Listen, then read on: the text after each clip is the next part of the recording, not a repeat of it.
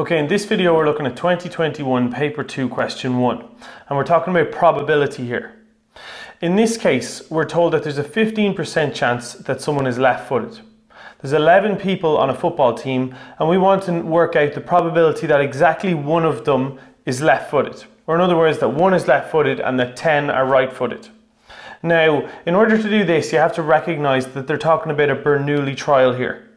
If you go to page 23 in your maths tables, where under binomial distribution, you get what we think of as a Bernoulli trial. It's n choose or, p to the power of or, q to the power of n minus or, where p is the probability of success, and in this case I'm considering being left-footed to be success. So that's 0.15. Now obviously someone is either left-footed or right-footed, so if 15% are left-footed, then 85% are right-footed. Or in other words, to work out what my Q was, it's 1 minus 0.85. You can think of P as the probability of success and Q as the probability of failure. Or P as the probability someone's left-footed and Q is the probability someone's right-footed. N refers to the number of trials we're going to carry out here. And in this case, it's the number of players on the team, it's 11. Or refers to the number of successes. In this case, we just want one success, or in other words, one person to be left-footed. So these are the four variables. We just have to sub them in, and that'll tell us the probability that 1 out of the 11 players is left-footed. If you plug this into your calculator, it's 11 choose 1 by 0.15 to the power 1 by 0.85 to the power 10, and if you plug it into your calculator, your final answer is 0.325. Now part B is similar to part A, but there's a bit more involved. We're asked to work out the probability that less than 3 players are left-footed. You have to realize that there's a number of different possibilities here. The first scenario is that 2 players are left-footed and 9 are right-footed, or that 1 player is left-footed, I'm saying just LF there for left-footed, or that none are left-footed.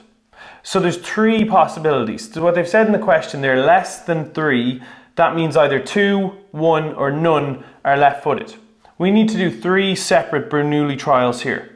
In the first one, there is still 11 players on the team and I want 2 of them to be left-footed. It ends up being the probability that you're left-footed to the power 2 by the probability that you're right-footed to the power 9. Just subbing into the same formula as we did in part A. And then in probability, or means that you add. We want to work out the probability that this occurs, or this occurs, or this occurs. So it's 3 separate Bernoulli trials that we're going to add together. We're not multiplying them. So the second one, the probability that 1 player is left-footed, well, we already did that in part A, so I've just rewritten the formula, or just rewritten the numbers there. And the third one, the probability that none of them are left-footed, it's just 11 choose 0, it's 0.15 to the power 0, 0.85 to the power of 11. And if you plug all of that into your calculator to 2 decimal places, your final answer is 0.78. Essentially that means there's a 78% chance that less than 3 players are going to be left-footed. Now in part C, we're told that the goalkeeper is left-footed. So from now on, the goalkeeper has nothing to do with the question because we know which foot he prefers. We are only concerned with the other 10 players on the team now. We need to work out the probability that at least 8 of them are right-footed. Just like in part B, we need to consider all the different scenarios here. If at least 8 of them are right-footed, then that means there's 3 different scenarios. Either there's 10 players left, ignoring the goalkeeper, 8 of them are right-footed, or 9 of them are right-footed, or 10 of them are right-footed. If I can work this out, I'll know the probability that at least 8 of them are right-footed. Once again, it's this scenario, or this one, or this one, so we're going to add the 3 different possibilities together. Now, the way I suppose we can think about it is very similar to how we thought about part B. The first scenario is that 8 of them are right-footed, which is the same as saying that 2 of them are left-footed. Remember, there's only 10 other players. If 2 of them are left-footed, then 8 of them are right-footed. That's the same thing. The probability that 9 of them are right-footed is the same as the probability that 1 of them is left-footed. There's 10 players. If 1 is left-footed, then 9 of them have to be right-footed. The third scenario, that 10 are right-footed, is the same as saying that none of them are left-footed.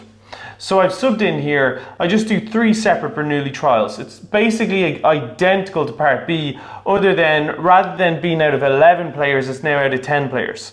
The goalkeeper has nothing to do with this now. We're only concerned with the other 10 players. So I'm just going to plug this into my calculator and get the final answer. So when you plug this one into your calculator, you work out the probability that at least 8 of the remaining 10 players are right-footed is 0.82, or 82%.